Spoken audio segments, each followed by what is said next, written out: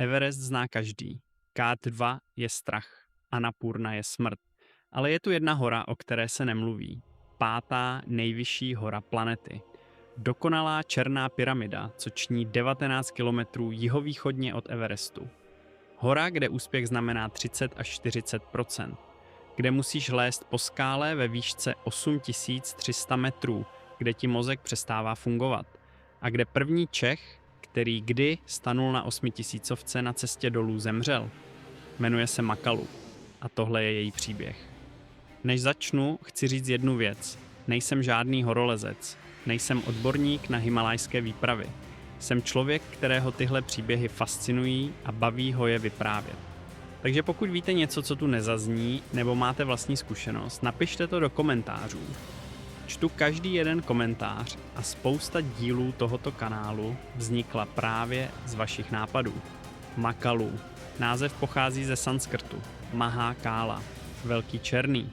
A když se na tu horu podíváš, pochopíš proč.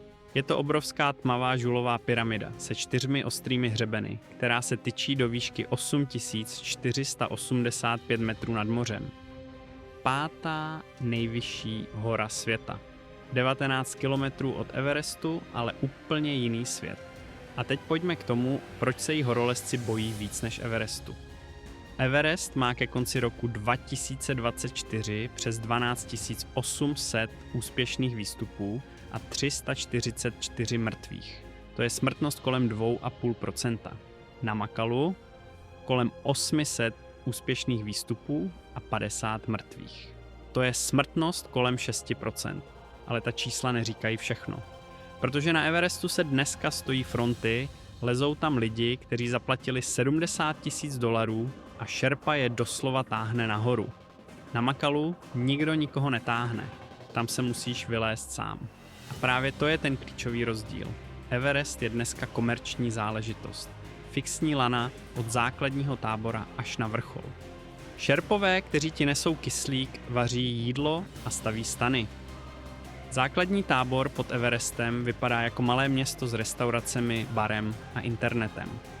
Na Makalu tohle neexistuje. Makalu je odlehlá hora v divočině, kam se dostaneš po několikadenním trekkingu přes neprostupné údolí Barun. Žádné čajovny po cestě, žádné helikoptéry na zavolání, žádné zástupy turistů. Když se něco pokazí, jsi na to sám. A od prvního kroku víš, že tahle hora nemá zájem ti pomáhat. A když se konečně dostaneš k hoře a podíváš se nahoru, pochopíš, proč je Makalu jiná. Ten poslední úsek k vrcholu, ta takzvaná vrcholová pyramida, není sníh ani led. Je to skála. Tvrdá žula ve výšce přes 8000 metrů. Musíš lézt po úzkém hřebeni, který má na obou stranách kolmý pád do prázdna. A to všechno v nadmořské výšce, kde máš v krvi asi 1/3 kyslíku oproti tomu, co máš tady dole. Kde ti prsty nemakají, kde nevidíš pořádně a kde tvůj mozek dělá rozhodnutí, která bys při plném vědomí nikdy neudělal. Mimochodem, pokud jste někdy byli ve vysokých horách a zažili jste ten pocit, kdy vám hlava prostě přestane fungovat, napište to do komentářů. Zajímá mě, v jaké výšce to na vás poprvé dolehlo. Pojďme se teď podívat na historii, protože ta je naprosto fascinující. Makalu byla poprvé vyfotografovaná a zmapovaná z tibetské strany v roce 1921, když britská expedice prozkoumávala přístupy k Everestu. Ale nikoho nenapadlo na ní lézt. Proč taky? Everest byl priorita číslo 1.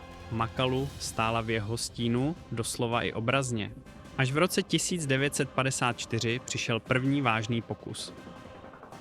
Americká expedice, vedená Williamem Sirrym, složená z členů Sierra Clubu. Zkusili jihovýchodní hřeben, ale bouře je zastavili ve výšce 7100 metrů. Nedali šanci. Ve stejném roce tam byla i novozélandská výprava, ve které byl i legendární Sir Edmund Hillary, ale ani oni se nedostali vysoko kvůli nemoci a zranění. Na podzim téhož roku přijeli Francouzi. Průzkumná výprava, vedená Jeanem Francem. A tihle Francouzi byli jiné kafe. V týmu měli veterány z expedice na Annapurnu z roku 1950, která byla historicky vůbec prvním výstupem na 8000. June Cousy, Lionel Terray, Guido Magnone, absolutní elita francouzského horolezectví. V tom roce 1954 na Makalu sice nevystoupili, ale prozkoumali cestu přes sedlo mezi Makalu a vedlejším vrcholem Kangchunze a vylezli na 2 vedlejší vrcholy. A pak přišel rok 1955. A tenhle rok vstoupil do dějin. Jean Franco vedl výpravu zpátky na Makalu. 180 nosičů, 6,5 tuny vybavení. Přistáli v Kalkatě, odtamtud pochod do základního tábora. A pak se stala věc, která se v 50. letech na himalajských expedicích prostě nestávala. 15. května 1955 dosáhli Lionel Terray a Jan Cousy vrcholu.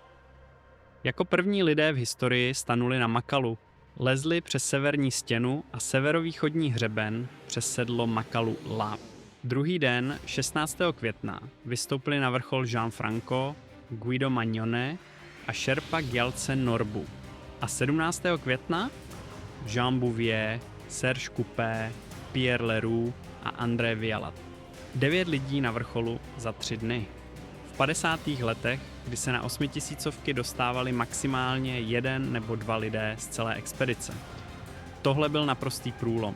Nikdo nic takového předtím nedokázal. A to ukazuje jednu zajímavou věc o Makalu. Když je počasí, když jsou podmínky, hora ti to dovolí. Ale když se počasí otočí, hora zabíjí bez varování. A teď přijde ta část příběhu, která by vás měla zajímat úplně nejvíc, protože Makalu má přímou vazbu na československé horolezectví. A je to příběh tragický. Rok 1973.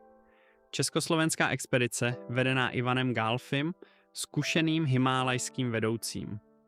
Cílem bylo vylézt na Makalu úplně novou cestou jižním pilířem. Žádná cesta po stopách Francouzů. Vlastní linie, vlastní prvovýstup. Expedice se dostala do výšky 7850 metrů. Téměř na dosah jižního vrcholu. 20. května nastoupil k vrcholovému pokusu Jan Kounický a pak se stalo neštěstí. Ve výšce téměř 8000 metrů mu zamrzl ventil na kyslíkovém přístroji. Musel si sundat masku. Na okamžik ztratil rovnováhu. Sesunul se do skalního komínu, krosna ho zachytila, ale náraz mu poranil páteř. A teď si představte tu situaci. Jste ve výšce téměř 8000 metrů. Váš kolega leží se zlomenou páteří v komíně. Transport dolů je v takové výšce prakticky nemožný. Člověk se zlomenou páteří se nedá nést přes kolmé skalní stěny a ledové žlaby. Není záchranný vrtulník, který by tam doletěl. Není tým lékařů, který by přišel na pomoc. Jste v roce 1973 na jedné z nejodlehlejších hor světa a váš kamarád umírá.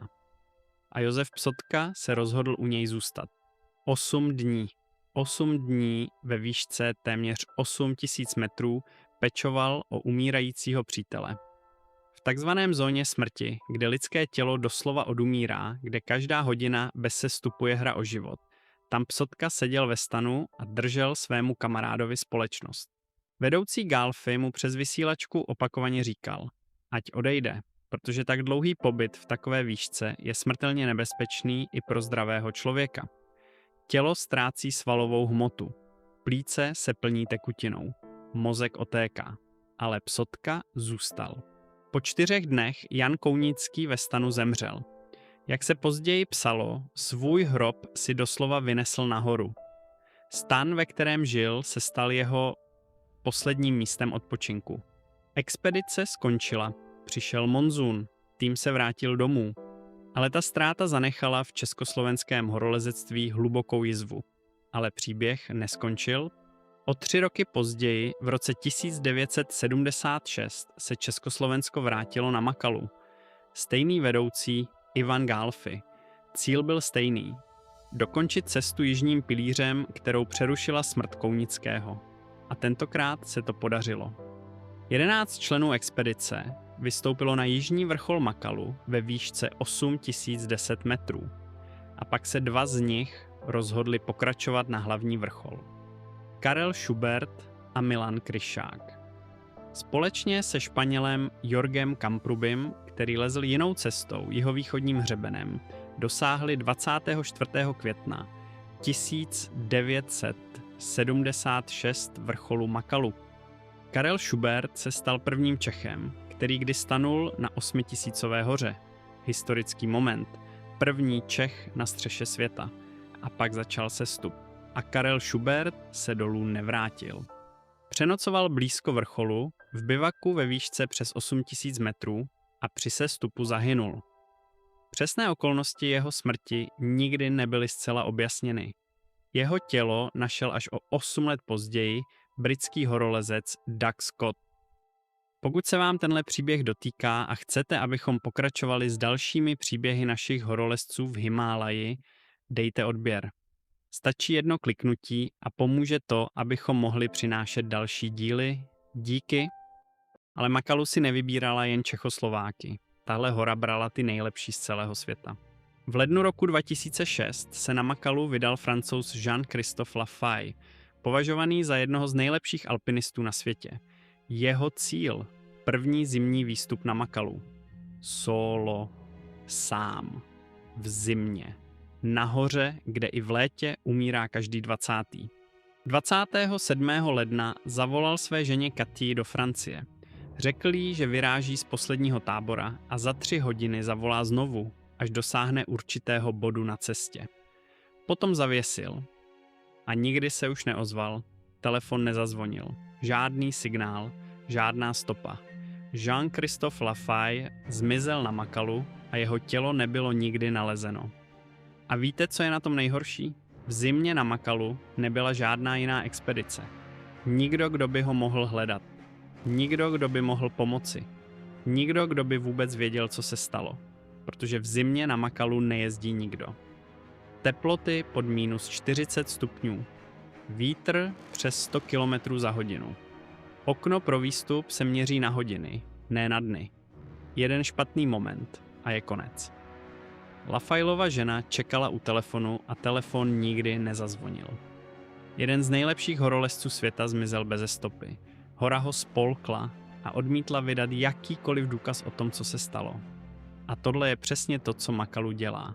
Nebere ti jen život. Bere ti i odpovědi.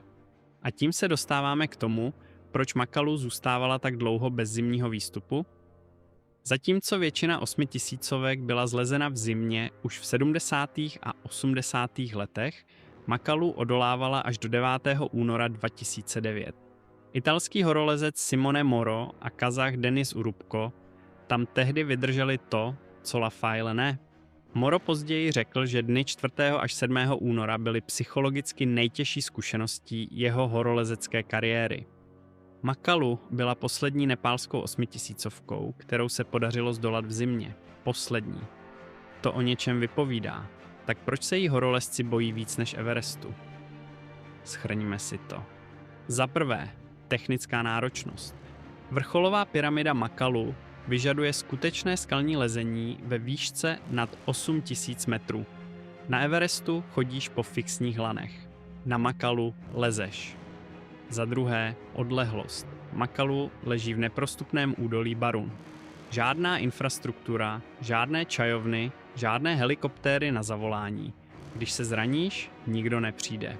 Za třetí, počasí. Makalu má pověst hory s extrémně nepředvídatelným počasím. Bouře přicházejí bez varování, vítr na hřebenech dosahuje rychlostí, které tě doslova shodí. Za čtvrté, úspěšnost. Jen 30 až 40% pokusů končí na vrcholu. Na Everestu je to přes 80%. Makalu tě prostě nepustí, pokud nejsi připravený. Za páté, samota. Na Everestu potkáš stovky lidí. Na Makalu si sám. A samota ve výšce 8000 metrů je něco, co nedokáže popsat nikdo, kdo to nezažil. A za šesté, příběhy. Na Makalu umírali ti nejlepší. Ne amatéři, kteří si zaplatili výstup. Profesionálové, legendy. Lidé jako Jean-Christophe Lafay. Lidé jako Karel Schubert. Hora si vybírá elitu a ani tu nešetří. Horolezci, kteří vystoupili na obě hory, na Everest i na Makalu, prý konzistentně říkají, že Makalu byl silnější zážitek. technicky náročnější, psychologicky drsnější a esteticky krásnější. Bez davů, bez fronty, bez cirku. Jen ty, hora a otázka, jestli se vrátíš. A víte, co je na celém příběhu Makalu možná nejsilnější?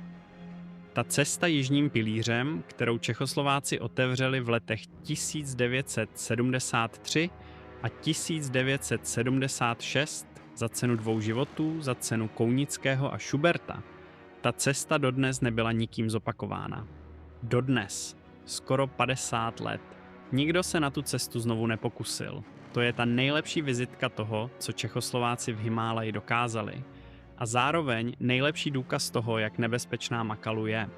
Tak, to je příběh Makalu. Hory, o které se nemluví. Hory, která stojí ve stínu Everestu, ale která je v mnoha ohledech děsivější. Dokonalá černá pyramida, která si bere ty nejlepší.